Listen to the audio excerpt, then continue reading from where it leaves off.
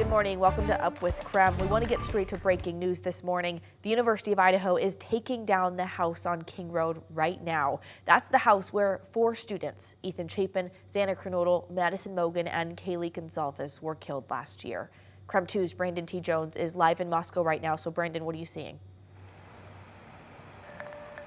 Yeah, Nicole, well, what we're looking at right now is that home that has been halfway demolished at this point. Take a closer look. I'll just step out of the way because we're about 30 minutes into what this process has been like here to remove this King Road house. You can see there's a crane emptying the debris into a dump truck right now, and the process started about 30 minutes early, so it looks like it may go on for another 30 or so minutes as they continue to get all of this taken care of. And according to university officials, they say this was the proper time to remove this home because it is a necessary step in terms of community healing. They also told us the process should take about 30 minutes or so, but it could take several days to clear the site completely.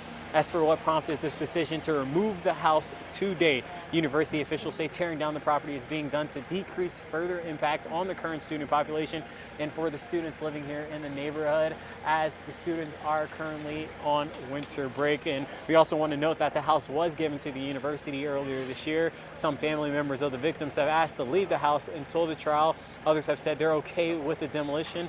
Neither the prosecution or the defense asked for the house to be retained, but back in October, the FBI accessed the property to gather additional data. The scanning they did during that period will allow them to create visual aids that could be used in the trial. And again, I just want to emphasize again that you can kind of feel some type of energy in this air over here this morning, and we know there's been a lot of deep and hard emotions that have been processed over the last year as we remember those students who lost their lives here at this home that is now demolished. But for right now, live in Moscow, Brandon T. Jones, Krem 2 News. So Brandon, before you go real quick, earlier in one of your live shots, I saw a couple other people standing around. Can you just explain how many people are around, what's going on besides, of course, the house actually being demolished?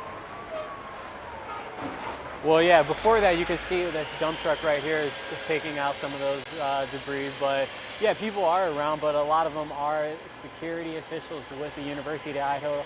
A lot of Moscow Police Department crews hanging around over here this morning, and just a lot of people who are working this particular situation, just trying to keep media crews off to the side, make sure anyone, if they are bystanders, don't walk in the middle of the road and things of that nature, Nicole. Thank you, Brandon. The University of Idaho, of course, making that decision to demolish the house during winter break to avoid having as many people as possible on campus there while they did that.